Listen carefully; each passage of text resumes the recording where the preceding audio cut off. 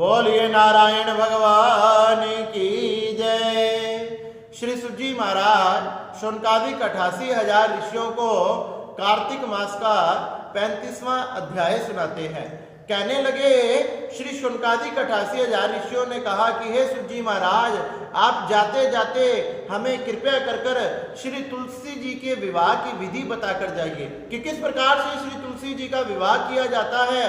तो श्री सुजी महाराज कहने लगे, हे शौनकादिक 88,000 ऋषियों, व्यक्ति ने प्रातःकाल शुद्ध जल से स्नान कर वस्त्र आदि को धारण करके भगवान सूर्य तथा नारायण को अर्घ समर्पित कर भगवान की पूजन करके एक विद्वान ब्राह्मण को चुनना चाहिए। विद्वान ब्राह्मण को चुनकर उन्हें अपने घर पर बुलाए, उनका पूजन करे, सुंदर आसन पर बिठाए तथा भगवान श्री शालिग्राम जी और तुलसी को लाना चाहिए।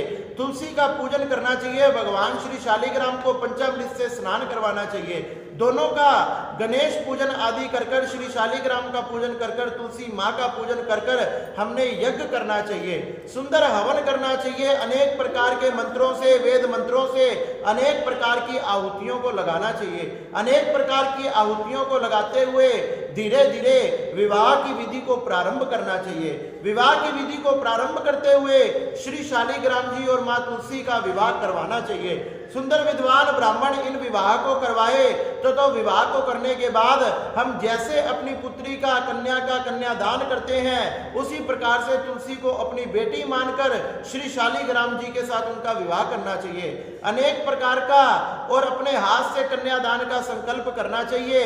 इस प्रकार से सभी परिवार वालों ने मिलकर बड़े आनंद से वहां भजन कीर्तन आदि नित्य गान करते हुए, बाजा बजाते हुए, ढोलक बजाते हुए यह सुंदर अवसर बनाना चाहिए। यह सुंदर अवसर, यह सुंदर त्योहार बनाना चाहिए। इससे भगवान नारायण बड़े ही प्रसन्न होते हैं और बाद में श्री शालिग्राम जी और तुलसी जी की प्रदक्षिणा करनी चाहिए। उनकी प्रदक्षिणा करके उनके आगे साष्टांग प्रणाम करके उनको नमस्कार करके उनके चरणों में प्रार्थना करनी चाहिए कि हे भगवान नारायण, हमारे द्वारा किए हुए इस धर्म को, हमारे इस पुण्य को आप अपने चरणों में स्वीकार करें तथा इसके उचित फल के स्वरूप में अपना वैकुंठ, अपना मोक्ष हमें प्रदान करें। इस प्रकार से भगवान श्री शालिग्राम जी और तुलसी से प्रार्थना करनी चाहिए। ब्राह्मण का पूजन करके उनको अनेक प्रकार के वस्त्र आदि, दक्षिणा आदि दान में देनी चाहिए। गौ का दान करना चाहिए।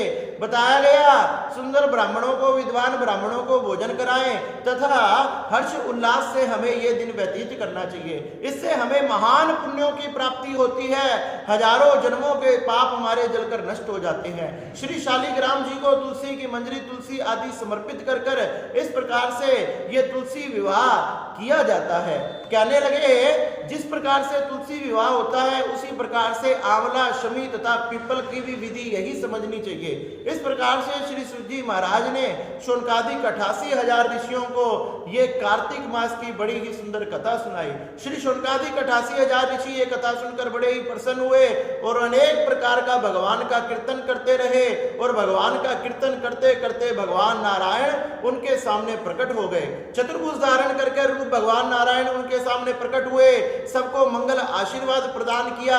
सबने भगवान की स्तुति की और भगवान नारायण ने सबके द्वारा इस सुनी हुई कथा को स्वीकार कर सबको अनेक प्रकार के आशीर्वाद देकर वहां से अंतर ध्यान हो गए। इस प्रकार से ये कार्तिक मास की बड़ी ही सुंदर कथा को हमने श्रवण किया, जो हमें भगवान के धाम तथा भगवान की भक्ति को प्रदान करने वाली है।